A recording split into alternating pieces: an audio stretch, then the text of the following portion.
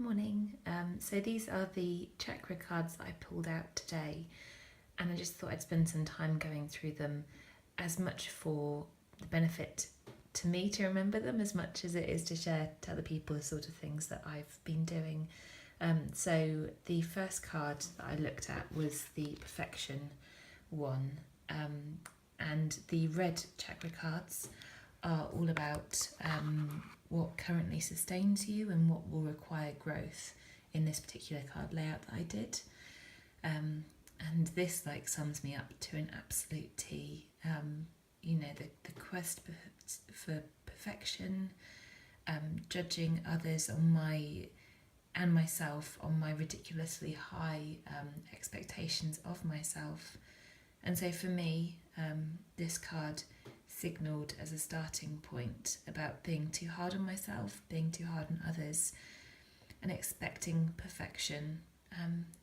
And actually that as a baseline for the work that I'm doing, the message over and over, time and time again, is about letting go of what I think is right in searching for perfection. So that was the first one, which hit me like a brick wall, to be honest, in how right it was. The second one in my card pack was this impasse card. So the intention behind this card is supposed to reveal what's supporting or blocking emotions. And I suppose for this card, it's all about, all these cards come with a little story, and this story is that these people are on a journey and this giant is blocking their path, and they don't know why that is, but they go another way, and people discover in the end that it's because there's a landslide later up ahead that this giant was blocking. For me, this was that I conform to the definition of madness quite a lot, that I want to change but keep on doing the same thing time and time again. And it signalled for me that actually I need to choose a different path, and maybe this one's blocked because it's not going to work in just being I'm not going to strive for perfection, I'm not going to, it's that challenge of actually there needs to be a different way that I travel, a different thing that I do to get there. So that's what challenged me there.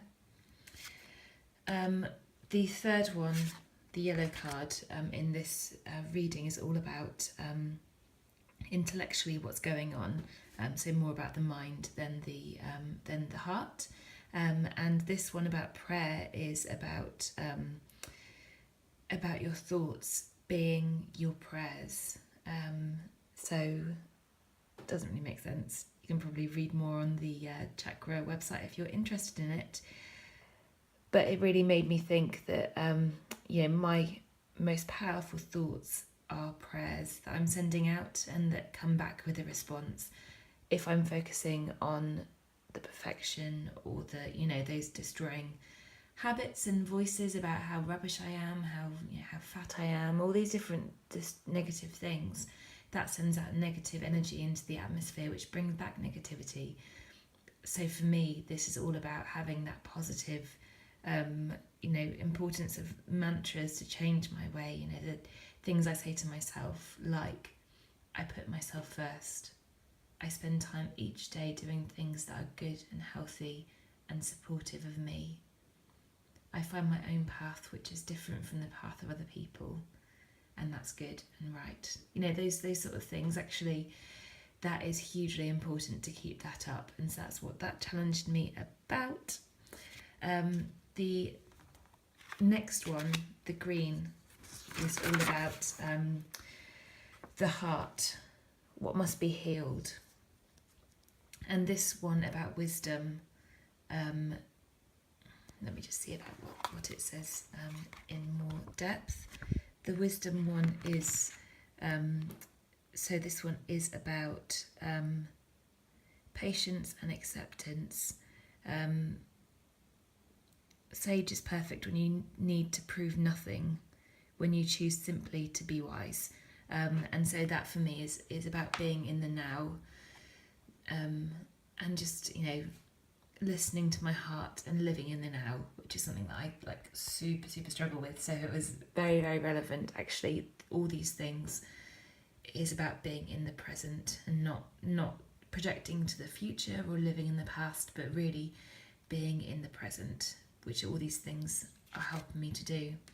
Then the blue is all about communication, and that's one that I struggle with quite a lot. That I feel when I'm speaking from my truth, that quite often I feel like I've got that sore, blocked throat just before you're about to cry, if you know that feeling. So this is about how I communicate fully and express myself, and maybe a bit about barriers to communication. And this card is about a lady who sets off on this murky, dangerous journey that's never been done before, but actually realises that journey, that dangerous bit is no longer dangerous. That the things that they thought were going to be she thought was going to be so dangerous actually isn't at all. And that's probably speaking to my melodramatic ways, where I imagine danger in expressing myself, thinking that I'm not going to be accepted by people, when actually it may not be so. So again, that message of letting go, being in the present, is one which has really struck a chord with me. Okay, 2 more to go. Ooh, it's getting long thing, but this is good. So this next one is about revealing your purpose and your inner compass.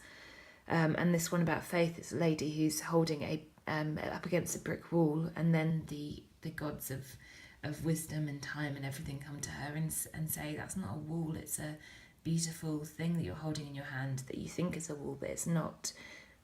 And so it's about being authentic. And for me, I suppose, this wall of putting myself first is bound up, it's like that wall in front of me, bound up by convention and myself, which is saying that's selfish and wrong. And actually, if I step back, that's just a really small thing. It's so much smaller than I think. And actually doing that, letting myself shine, spending time on myself, it's just a small thing, but such a huge thing. Yes, that's what I got from that one. And then finally, this is meant to be about the subconscious or the higher calling. And the story is about 2 neighbours who are in dispute about what colour to paint the wall, and the lady said to them, this leader says, you should paint your wall in the colour that the neighbour wants to have on each side of the wall. So neighbour A paints what colour they think neighbour B wants on their side of the wall, and vice versa, to see the world from somebody else's perspective. And that impartiality really spoke to me about taking off the labels of good, bad, right and wrong that I so often attribute to things, and being impartial. Actually, these things shouldn't have those labels on them. Spending time on myself shouldn't have a good or bad label. It's just what it is. And so that impartiality is really, really key. Anyway, that is my little bit for the day about what I did for myself. 66 days to form a habit. If you've got to this far, I hope you've enjoyed it. Thanks.